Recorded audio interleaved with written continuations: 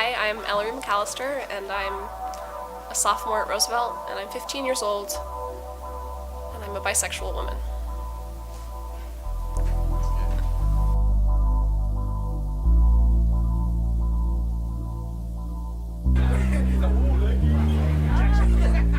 So GSA is the Gender and Sexuality Alliance, which allows LGBT kids and allies to come together and talk about LGBT issues and just to find a safe space to be.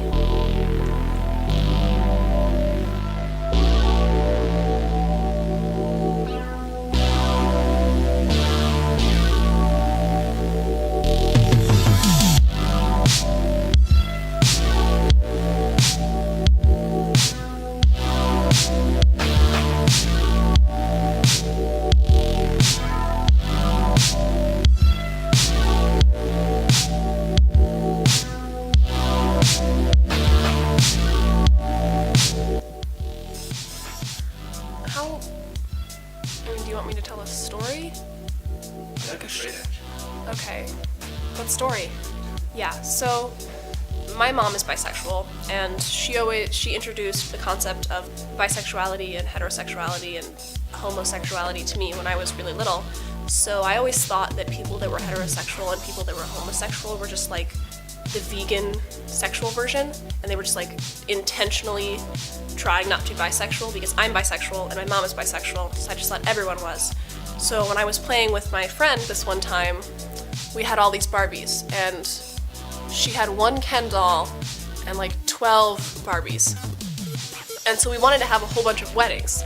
So this girl, her name was Taylor, this was when I was 6, she was like, okay, well we can only have one wedding, and then we can have all these other girls be bridesmaids. And I said, no, wait, you're missing a very crucial story that could happen. What if we had like 6 weddings all at once? Wouldn't that be super fun? And the look on her face, she was just, I remember it so clearly. She was like, I don't know, like I just introduced the concept of space travel to someone. So she got up and told her mom that I had said that, and her mom came in and she was like, you know, how homophobic adults are, and said that we couldn't do that. And I went home to my parents, and I locked myself in my bedroom and cried. See how this is getting sad. I locked myself in my bedroom and cried for 2 hours because I didn't understand. I thought my parents had lied to me, and I thought that something that I thought was possible my entire life suddenly wasn't possible, and that I thought my friend thought I was stupid. So I had a lot of 6-year-old gay angst, and then my parents came in and explained that there are some people that believe that people can marry whoever they want, and there are some people that don't believe that, and we just have to agree to disagree. So that was really my first interaction with, because there was like 0.4 gay people in my town, and that was probably my mom. And that was my first real understanding of hate that's directed at gay people. And after that, I kind of became more careful about what I talked about. It suddenly became, oh, I'm not sure if this friend that I'm talking to is gonna hate me if I say this, instead of, oh, I'm just hanging with the gals. So that was a really big important part of me being a gay 6-year-old that has affected my life from then until now. I experience homophobia on a daily basis. Not directly. It's not like people walk up to me and say, I hate you, you dyke.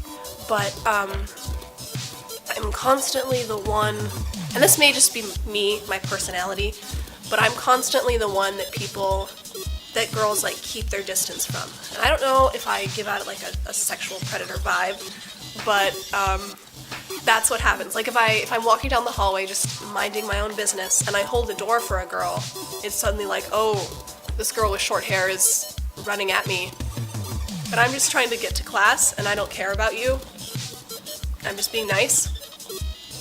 And so I think a lot of the disconnect between men and women when like, oh, men and women can't be friends and men and women can't talk to each other is sort of transferred over to lesbian bisexual women, because then if they can't talk to men because that's heterosexualized and they can't talk to women because they're sexual predators, then they can't talk to anyone.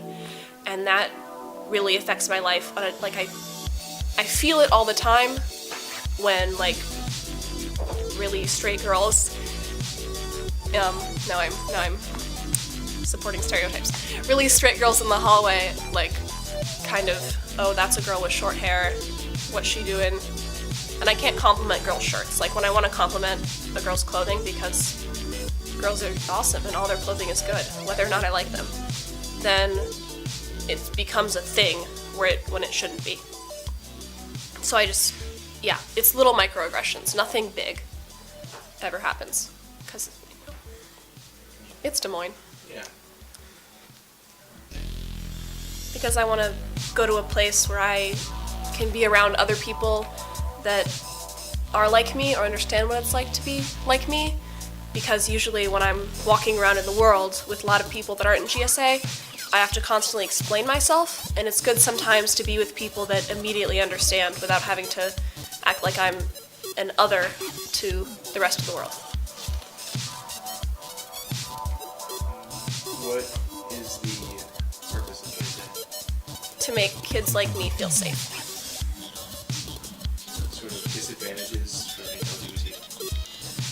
Well, I'm pretty lucky in regards to my family because they're really supportive, and I'm lucky economically because I don't have to worry about, like, money or getting, like, laid off from a job because of my sexuality.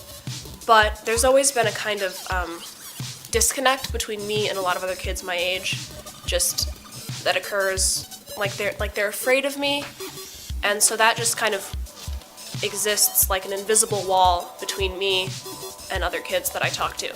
And so that's just always there, that I'm different from everybody else.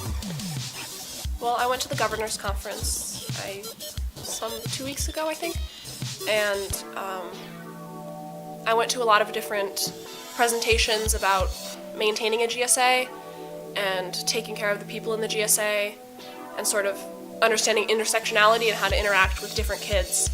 And that was really fun to just see a whole group of hundreds and hundreds of people that all have the same goals and want to achieve them. That was good. Yes, definitely. It's part of everything that I do all the time. Even if it's not in a sexual or romantic way, it's just who I am constantly.